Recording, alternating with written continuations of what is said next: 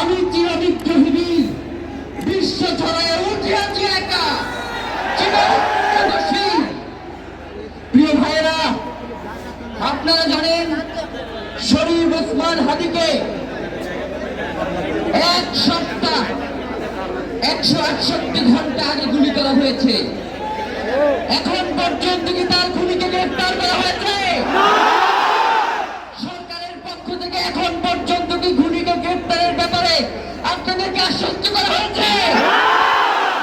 তারা কি এখন পর্যন্ত আমাদেরকে জানিয়েছে জায়গায় রয়েছে? আমরা স্পষ্ট মনে করছি যে এখানে খুনি একজন নয়,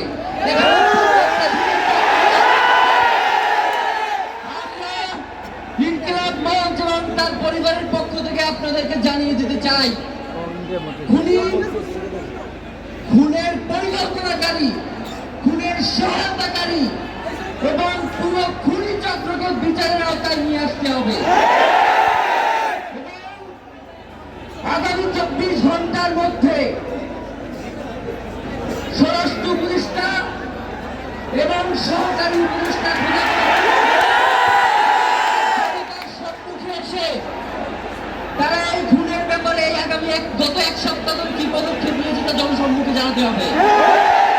যদি তারা জানাতে না পারে তাহলে তাদেরকে পদত্যাগের জন্য প্রস্তুত থাকতে হবে। কোনোভাবেই শরীফ ওসমান হাদীর রক্তকে বৃথা যেতে দেব না। আমরা ঘোষণা করতে চাই, শরীফ ওসমান হাদীর রক্তের মধ্য দিয়ে বাংলাদেশ ইনসাফ কায়েম হবে।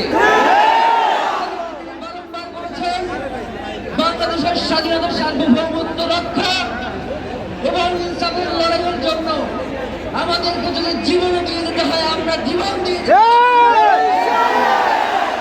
সুতরাং প্রিয় বন্ধুগণ, আমাদেরকে ইনসাফের লড়াই লড়তে হবে। আপনারা রাজি আছেন কিনা? এবং সেই সাথে আমরা আরো বলতে চাই, ঘাটতি মেরে বসে থাকা সরকারকে চিহ্নিত করে গ্রেফতার করতে হবে। বন্ধুগণ, শরীফ ওসমান হাদীর পরিবারকে জানানো হয়, রাষ্ট্রের পক্ষ থেকে আপনাদেরকে যদি কোনো সুবিধা দরকার হয় আপনারা আমাদেরকে বলবেন। আমরা শরীফ ওসমান হাদীর পরিবার থেকে রাষ্ট্রকে জানাতে চাই, যদি এই রাষ্ট্রকে রক্ষা করতে শরীফ ওসমান হাদীর পরিবারের 5 সদস্য তার ভাই এবং বোনদের যদি রক্ত লাগে তারা দেওয়ার জন্য প্রস্তুত রয়েছে। এই খুনিদেরকে চিহ্নিত করে বিচারের মুখোমুখি করতে হবে। আমরা আপনাদেরকে আরেকটা ঘোষণা দিয়ে আজকের বক্তব্য শেষ করতে চাই, ওসমান হাদীর নিরাপত্তার জন্যই কোন জায়গা থেকে হবে আমরা জানি না, ওসমান হাদীর মৃতদেহ আমাদের লক্ষ কোটি তরুণের মধ্যে জীবিত হয়ে যাবে ইনশাআল্লাহ।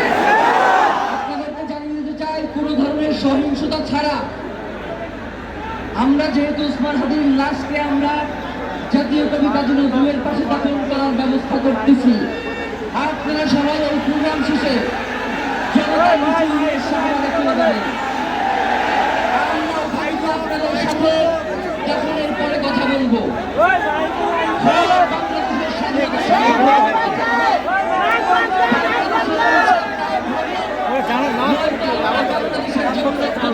সবাই প্রস্তুত রয়েছে।